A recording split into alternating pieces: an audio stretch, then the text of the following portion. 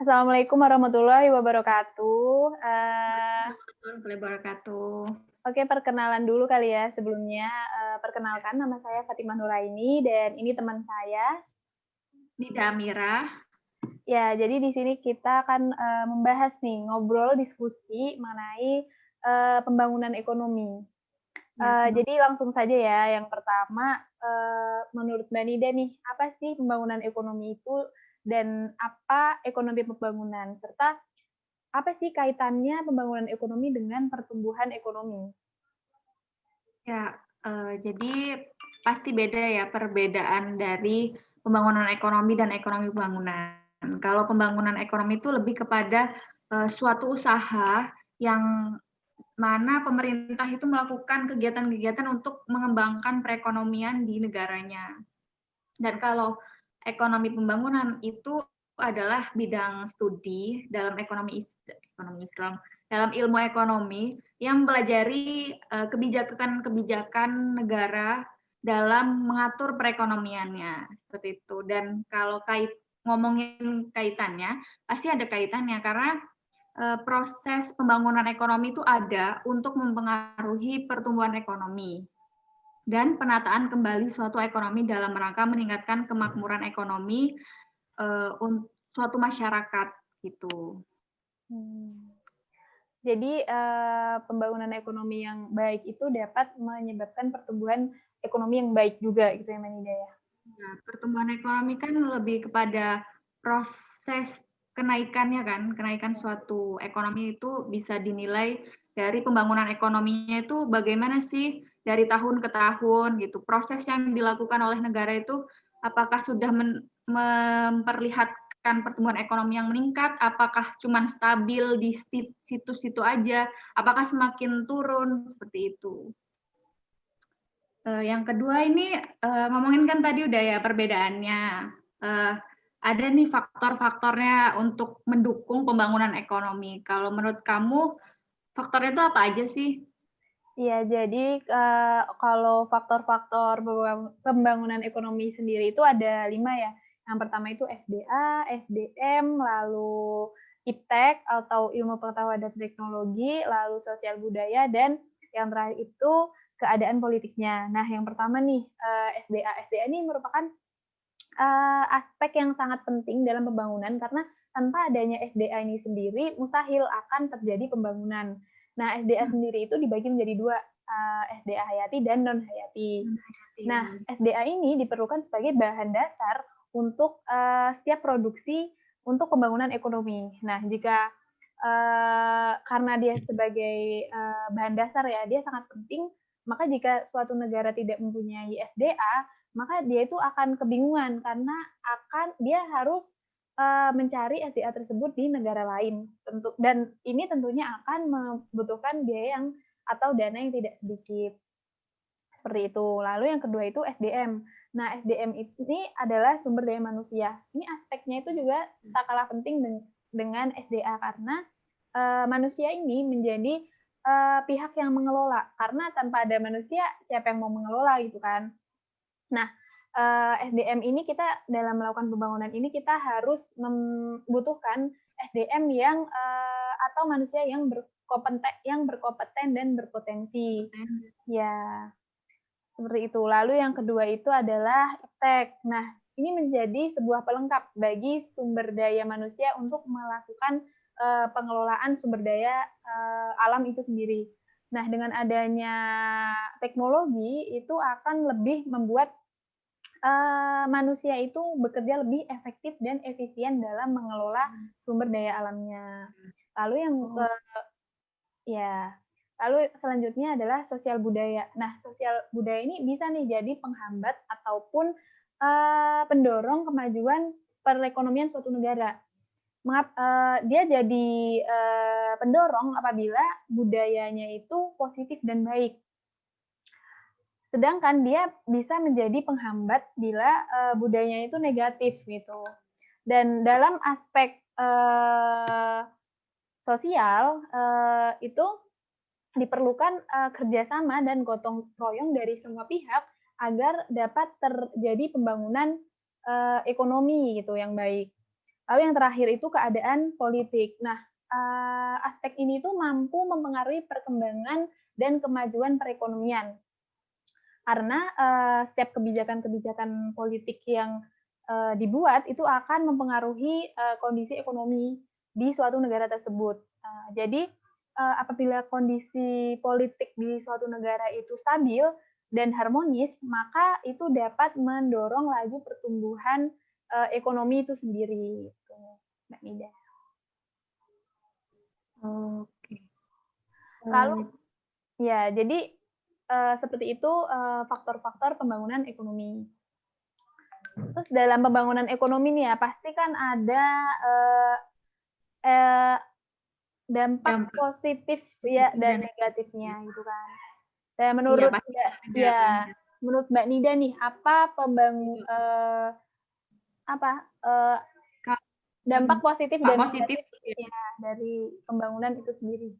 Dampak positifnya sih dari pembangunan ekonomi itu adanya pembangunan ekonomi kan pasti banyak ya kegiatan-kegiatan ekonomi yang intinya istilahnya digenjot sama pemerintah, entah itu dari lokal maupun dari penanaman modal asing juga kan termasuk membantu pembangunan ekonomi. Nah, adanya pembangunan ekonomi ini dampaknya itu munculnya, dibukanya kesempatan kerja yang membuat menurunnya tingkat pengangguran. Dan apalagi Indonesia kan banyak banget ya tingkat pengangguran tuh semakin banyak lah.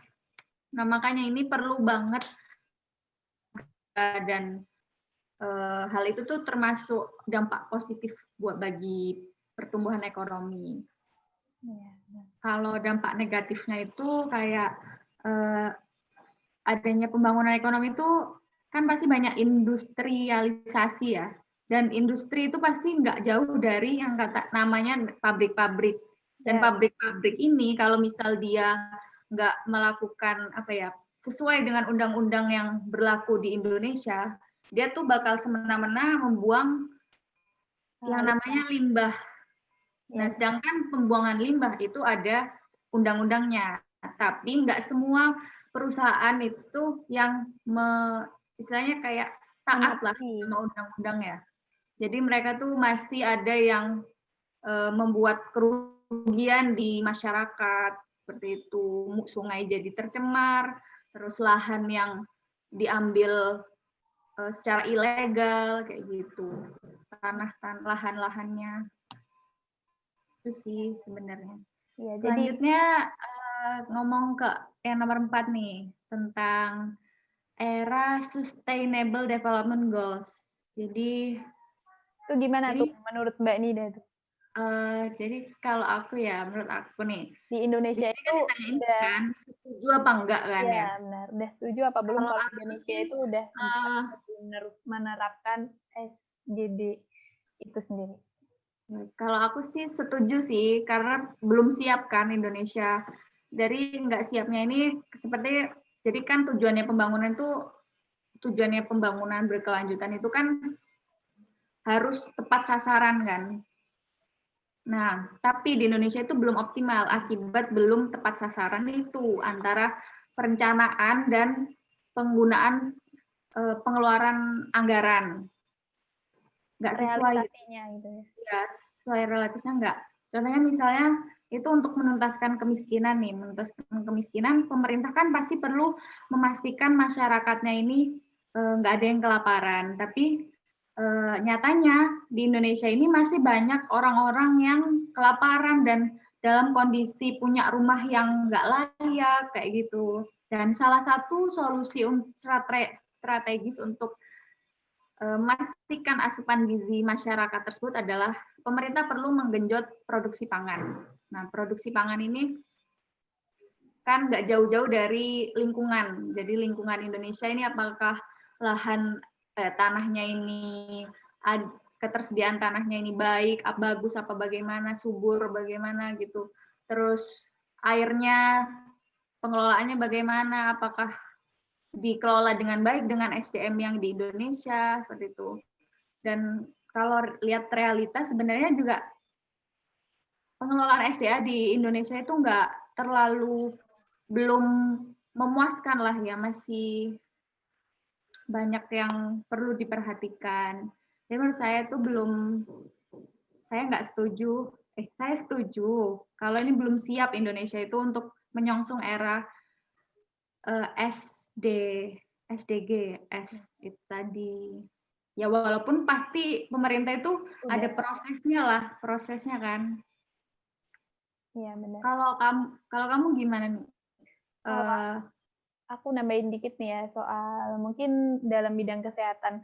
Sebenarnya pemerintah tuh juga udah mempunyai program gitu ya untuk meningkatkan kesejahteraan masyarakatnya. Misal dalam kesehatan nih, pemerintah dari dulu udah ada BPJS gitu kan. Tapi mungkin realisasinya aja yang dia itu belum maksimal gitu kan. Masih ada masalah-masalah di dalamnya gitu. Jadi belum harapan dari adanya BPJS itu belum maksimal gitu loh.